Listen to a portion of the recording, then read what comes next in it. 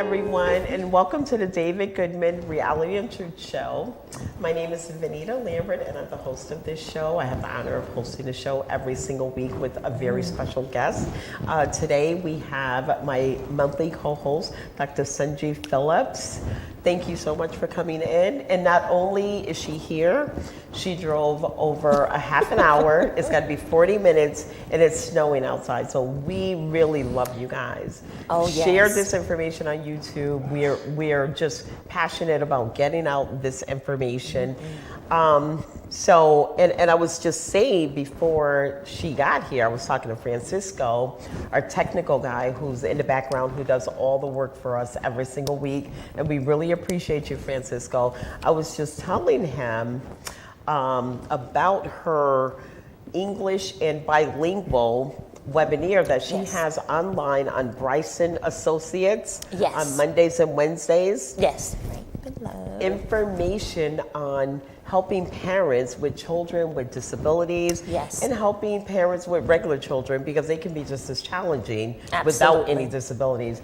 And I was saying how my son is 27 now, so he was about 11. So about 20 years ago or so, I needed this information because he was diagnosed with Asperger's syndrome, and we didn't know what to do. So I went to the library and I just started reading books. If I had that information, that would have been priceless. Absolutely. So please take advantage of it. If you don't need it, share it. Absolutely. You know? So thank you so much for coming on. And she's going to be sharing some wonderful information on training today. Yes. Today we're going to talk all about training. Okay, so where do I get started when we're talking about training? So I want to, say, first of all, I don't know that I've ever said this, but my name is Sanjeev Phillips. I am the CEO of Bryson Associates, and Bryson Associates was founded in 2019. I've worked for many, many years in nonprofit, mostly working with individuals with developmental disabilities. And at some point, I just made a decision to do the things that I love to do the most. And that was providing clinical services to individuals with developmental disabilities and training staff. I found there to be a little bit of a gap with the staff that work. One of my big concerns while working as an administrator, because I worked in both a capacity as a clinical psychologist providing clinical services, as well as an administrator in executive leadership. And one of the things that I found is, we would work so hard to build up our programs and follow the plans. And, I'm an organizational psychologist, so everything is strategically planned out and laid out and trained in, policy, procedure, best practices, manuals. So we just had it all. And during surveys, we always did very well, during surveys. We always did excellent. However, there would always be that one or two times during an observation.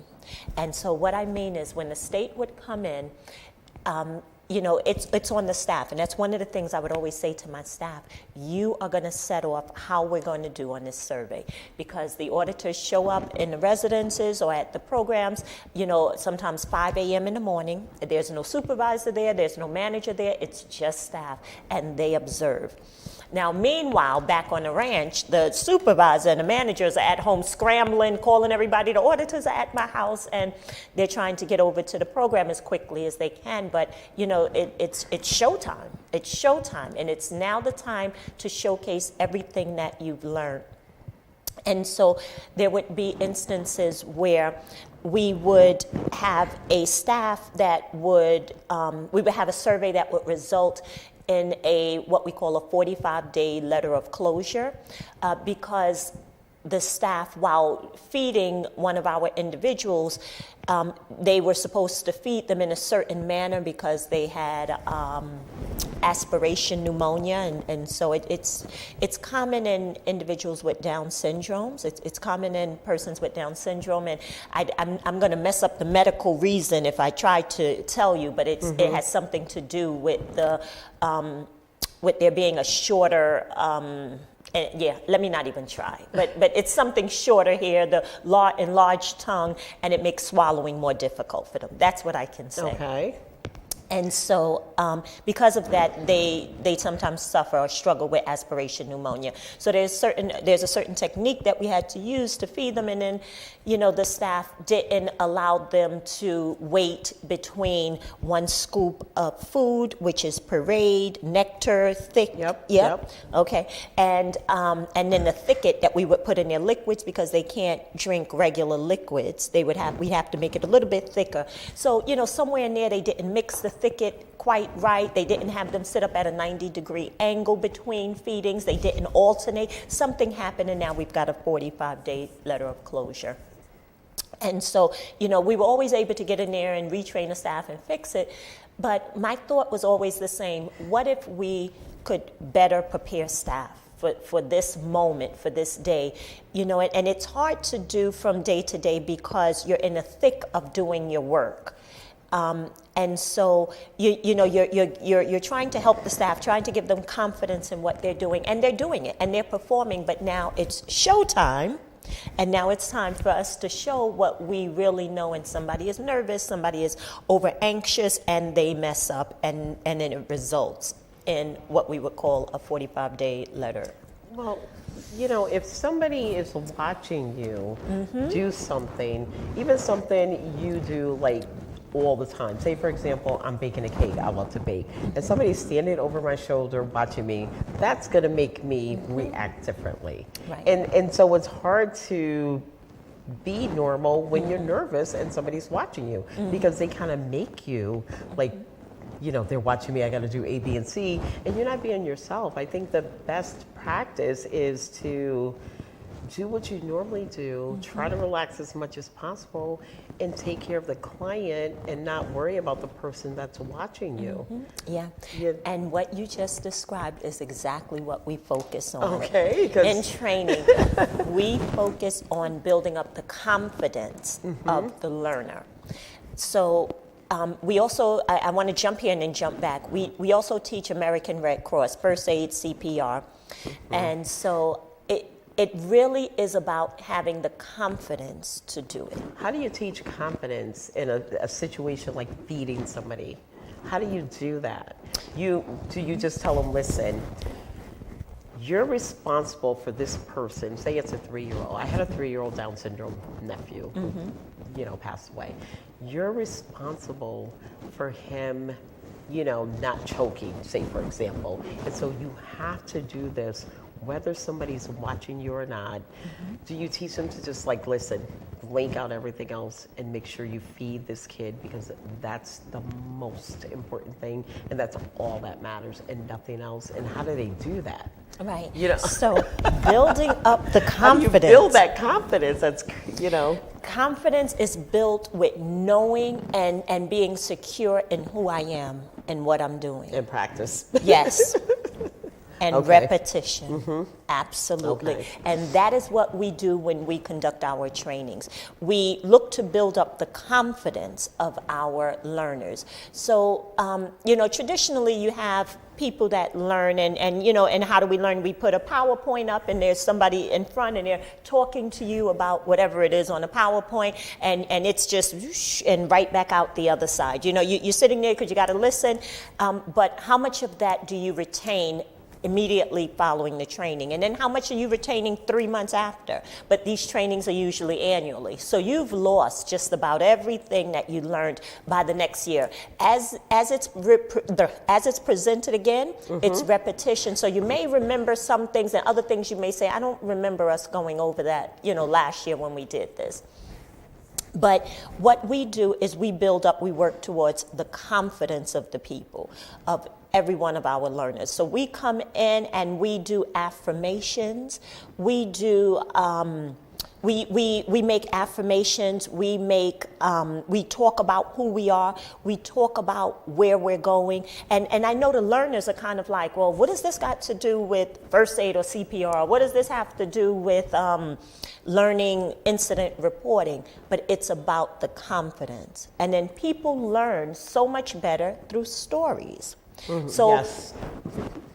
And you taught me that, right? Absolutely, I love through it. stories. And when you think about it, when we go on to Facebook or YouTube, we look at all of these storylines because that's what it is. They're all storylines. Reality TV is all storylines. If you ask me today, well, what happened to so and so last week? I didn't get to see it. Oh, girl, let me tell you what he did. He did it, and I can just quote off everything, and then I'll tell you what the brother did. And these are all storylines. And this is how people learn better. So we've learned to incorporate that into our trainings. One of the things that we did, we started doing like a talk show, sort of. Really? Yes. Oh, that's interesting. Yeah, we do a little talk show.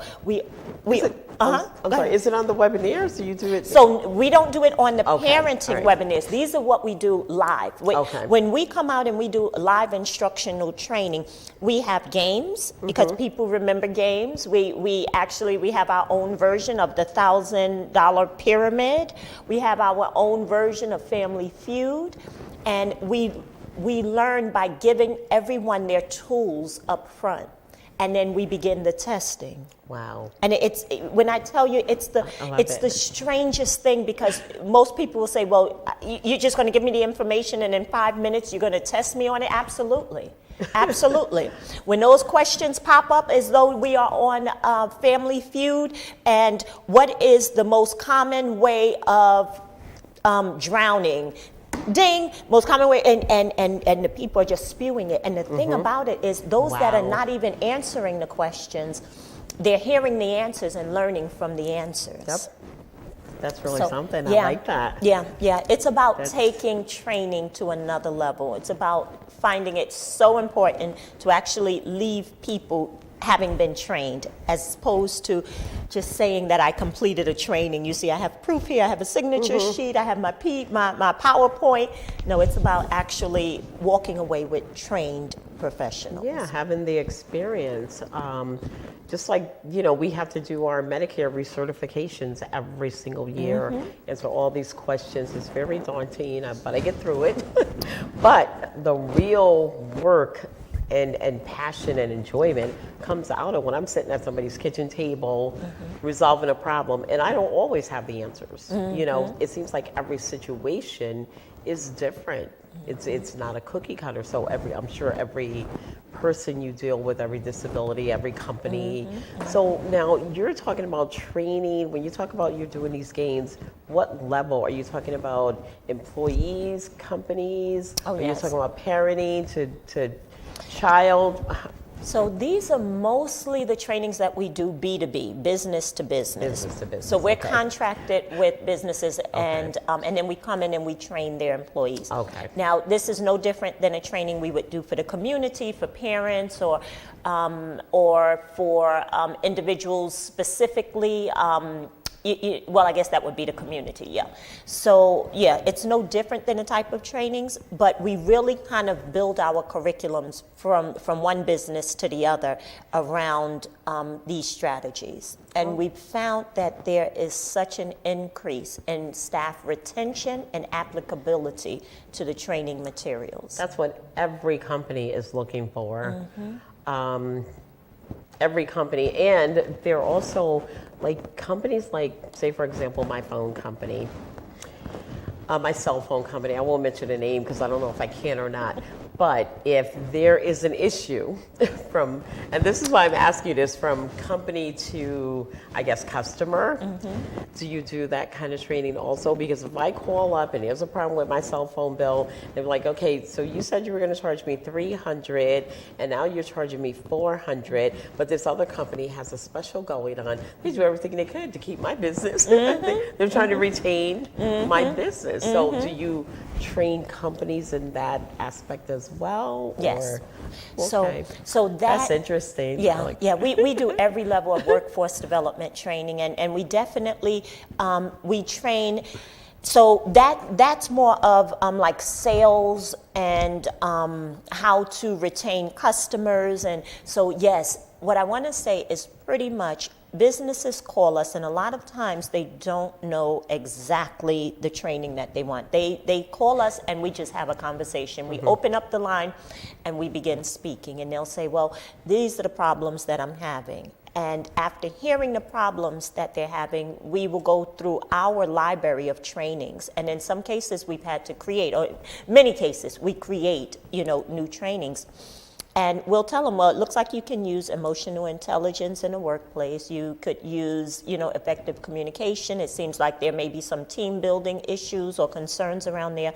And we will send them, 10 to 15 different libraries of courses that we have. They'll go through it, they'll look through each one, the descriptions, and then they'll identify what they think will fit with their organizations. Every now and again, there may be something they'll say, okay, but we also feel like we need it, and we'll sit together and see exactly what that is, and we'll create a description for it. Once they approve it, we then establish time frames for which we'll be doing the training. Some organizations say we need it immediately. By the end of the month, I want all of these done.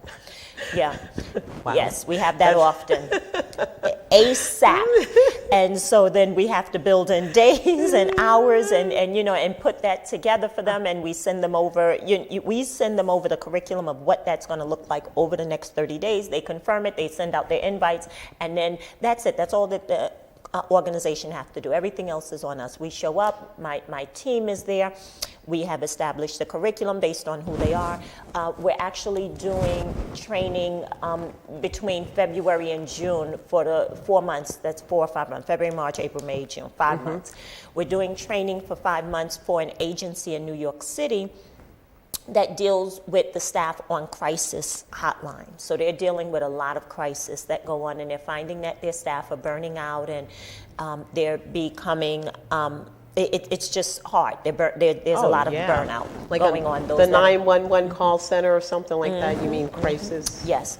And there's a level of disassociation that has happened. And, so we've established a curriculum with them. We spent maybe about a week or two going back and forth, and we've established a curriculum for them, types of courses, how we're going to do it, days. And so now we're ready to go. We'll begin it in the beginning of February, and it will go throughout June.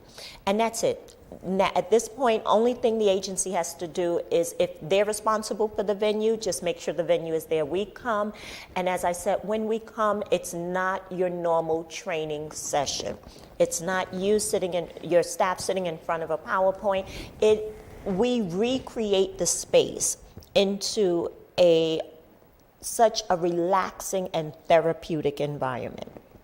We have we have the soft music that plays throughout.